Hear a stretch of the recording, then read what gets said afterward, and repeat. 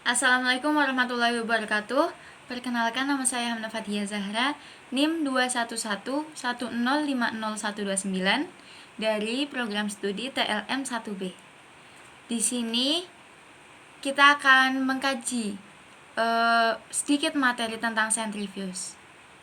Sebelum itu kita harus mengetahui apa itu centrifuge dan apa itu sentrifugasi.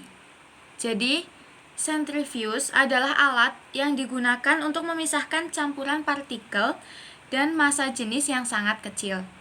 Jadi, centrifuge itu seperti alat yang untuk memisahkan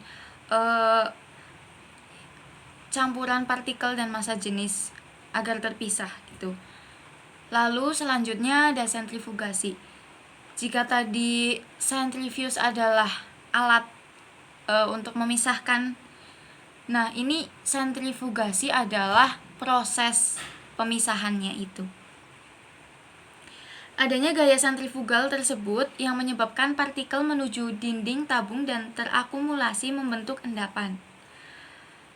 Lalu gaya sentrifugal adalah gaya gerak melingkar yang berputar menjauhi pusat lingkaran. Jadi gerakan sentrifuge itu berputar ya alatnya. Nah itu geraknya itu ada namanya gerak sentrifugal.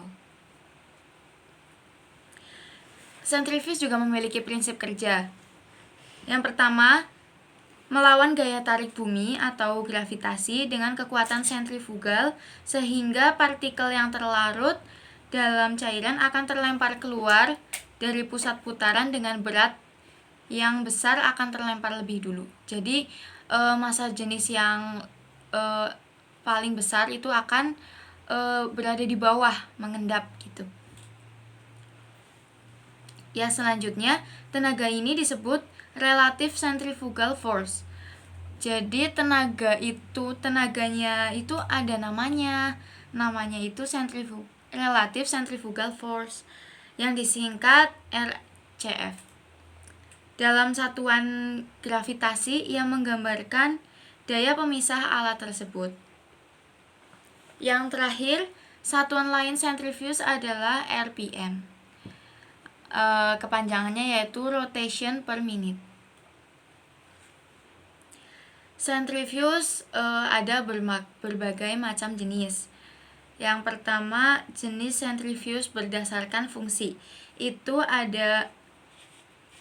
Yang pertama ada general purpose centrifuge. Centrifuge ini bertipe tabletop. Jadi sentrifugenya diletakkan di atas meja. Memiliki kecepatan rotasi 0 sampai 3000 rpm dan dapat menampung sampel sebanyak 5 sampai 100 mili. Yang kedua, microcentrifuge. Microcentrifuge ini karena namanya mikro ya, jadi hanya menampung larutan sampel ukuran mini sekitar 0,5 sampai 20 mili dalam microtubes dengan kecepatan tinggi. Yang selanjutnya ada specially centrifuge. Ya, seperti namanya ya. Jadi tuh centrifuge jenis ini dipakai untuk keperluan khusus atau spesifik. Biasanya ditetapkan untuk satu jenis sampel tertentu dan tidak bisa digonta-ganti dengan sampel lain. Kenapa nggak bisa? Karena bisa mengurangi kinerja atau menyebabkan kerusakan alat. Microhematocrit dan blood bank centrifuge adalah dua contoh dari centrifuge yang dirancang untuk pemakaian spesifik. Yang terakhir ada ultra and refrigerated centrifuge. Jenis ini lazim dipakai di laboratorium penelitian. Berputar dengan kecepatan tinggi sekitar 5.000 sampai 20.000 rpm. Mayoritas dilengkapi dengan sistem pendingin. Kenapa jenis ini dilengkapi oleh sistem pendingin? Karena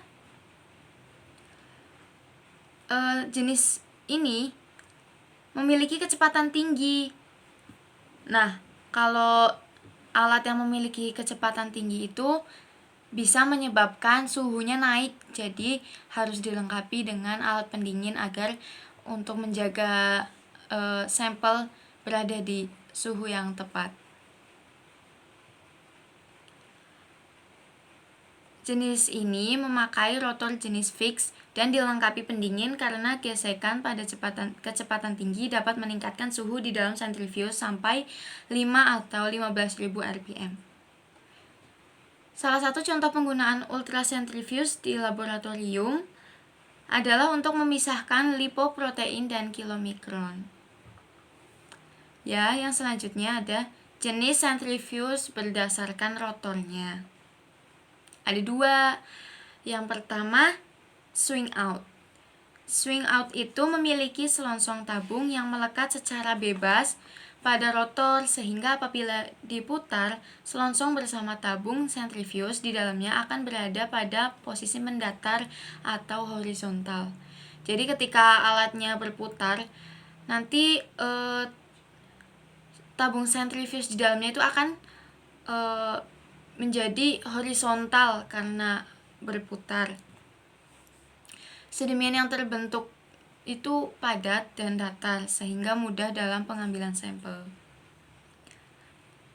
Kecepatan putarannya lebih rendah dibandingkan jenis yang satunya lagi karena gesekan udara lebih besar. Keuntungan atau kelebihan menggunakan rotor jenis swing out itu yang pertama, menghasilkan butiran endapan yang terdistribusi merata. Yang kedua, dapat disesuaikan dengan berbagai tabung. Yang ketiga, bisa untuk volume tunggal yang besar. Selain kelebihan, ada juga kerugian atau kelemahan dalam menggunakan rotor jenis ini. Yang pertama, kecepatannya itu terbatas, jadi nggak bisa terlalu cepat. Yang kedua, menimbulkan gerakan yang tinggi, menimbulkan gesekan yang tinggi, bunyi, panas, kecepatannya lambat. Jenis yang kedua yaitu fixed angle. Memiliki selongsong tabung yang melekat secara tetap dengan sudut kemiringan 45 derajat, sehingga saat diputar posisi selongsong dan tabung di dalamnya tetap pada kemiringan tersebut.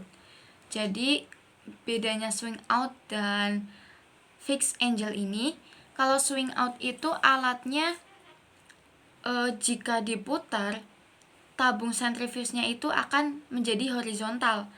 Tapi kalau fixed angle, dia itu dimasukkan ke dalam sentrifugenya, jadi udah ada tempatnya, jadi nggak akan menjadi horizontal, tetap akan pada kemiringan 45 derajat. Sedimen yang terbentuk tidak sepadat sedimen jenis swing out dan permukaan yang miring mengakibatkan mudah terurai kembali saat alat berhenti atau ketika tabung dikeluarkan.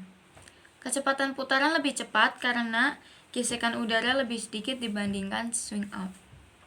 Keuntungannya, yang pertama bisa berkecepatan tinggi, tidak seperti swing out ya.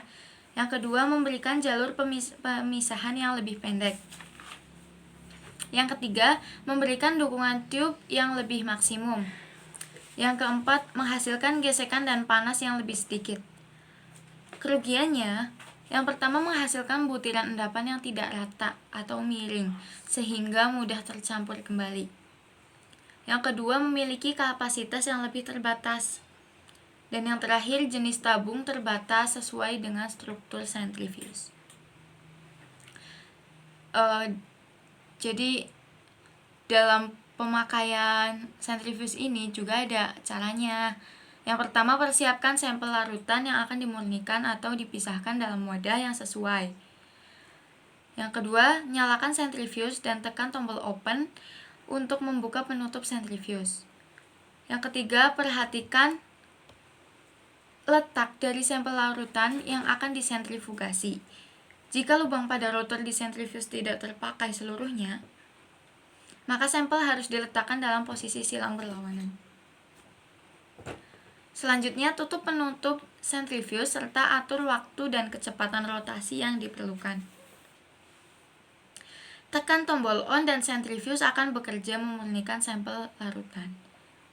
Usai pemurnian, Tekan tombol open lalu ambil sampel larutan dengan posisi yang bersilangan pula agar seimbang. Biarkan centrifuge dalam keadaan terbuka selama beberapa saat. Selanjutnya ada do and don't untuk penggunaan centrifuge. Yang pertama, kecepatan pemutaran sampel darah yang umum digunakan adalah 1000 sampai 1200 gram selama 5 sampai 15 menit. Walaupun tidak ada kecepatan dan waktu standar yang ditetapkan khusus untuk darah dan serum, tapi kita harus mengikuti prosedur ya. Yang kedua, untuk memperoleh hasil yang benar, sebaiknya menggunakan tabung yang sesuai dengan anjuran pabrik centrifuge. Hal ini terutama berlaku untuk jenis centrifuge khusus, seperti microcentrifuge dan centrifuge berukuran besar atau berkecepatan tinggi. Untuk kecepatan di atas 5000 gram, perlu digunakan tabung polipropilen agar tidak pecah. Tabung yang digunakan harus sesuai dengan ukuran selongsong, agar kedudukannya pas dan tidak boleh terlalu keluar dari selongsongnya. Centrifuge tidak boleh dijalankan bila belum tertutup rapat atau dalam keadaan tabung belum seimbang. Tabung berukuran sama perlu didudukkan berhadapan dan untuk keseimbangan boleh menggunakan tabung berisi air. Selanjutnya, jangan mengisi tabung sampai penuh, tetapi sebaiknya hanya 3/4 bagian saja. Sebaiknya menggunakan tabung tertutup atau tabung yang ditutup dengan parafilm. Apabila sewaktu dijalankan terdengar bunyi yang mencurigakan atau bunyi gesekan secara tiba-tiba, segera hentikan centrifuge untuk melihat kemungkinan pecahnya tabung. Sewaktu mematikan, centrifuge harus ditunggu sampai berhenti dan tidak dibenarkan memperlambat dengan tangan. Setelah berhenti, sebaiknya tutup centrifuge tidak segera dibuka, tetapi didiamkan dahulu agar terhindar dari kejadian infeksi oleh aerosol yang terbentuk selama sentrifugasi. Yaitu do and don't dalam penggunaan centrifuge. Selanjutnya ada kalibrasi. Kalibrasi yaitu kecepatan putaran centrifuge harus diperiksa paling sedikit setiap 3 bulan sekali menggunakan alat yang disebut tachometer. Yang kedua, apabila centrifuge memiliki pengatur waktu, perlu diperiksa secara berkala dan stopwatch dan tidak boleh berbeda lebih dari 10%. Yang terakhir, centrifuge dengan pendingin perlu diperiksa suhunya setiap bulan sekali dengan menggunakan termometer dan tidak boleh menyimpang lebih dari 0,5% dari suhu yang diharuskan. Ya, sekian dari saya mengenai bahasan tentang centrifuge. Mohon maaf bila banyak salah kata, karena sesungguhnya yang sempurna hanyalah milik Allah Subhanahu wa taala. Sekian dari saya. Wabillahi taufiq wal hidayah. Wassalamualaikum warahmatullahi wabarakatuh.